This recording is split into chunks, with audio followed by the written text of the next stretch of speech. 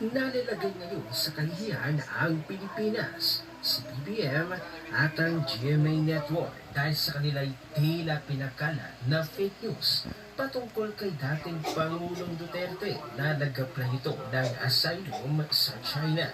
Matatandaan natin ang unang balita ng GMA News. Duterte denied asylum in China before ICC arrest. Ang sabi pa nga ng GMA ay meron daw silang mapagkakatiwalaang source. Pero ano o sino ang kanilang source na binanggit? Wala naman. At nang magsalita na nga ang China, ito ang kanilang headline. China denies receiving asylum request from ex-President Duterte. Kaya't nilinaw ni Chinese Foreign Ministry spokesperson Guo Jiaqing na wala silang natanggap na anumang asylum application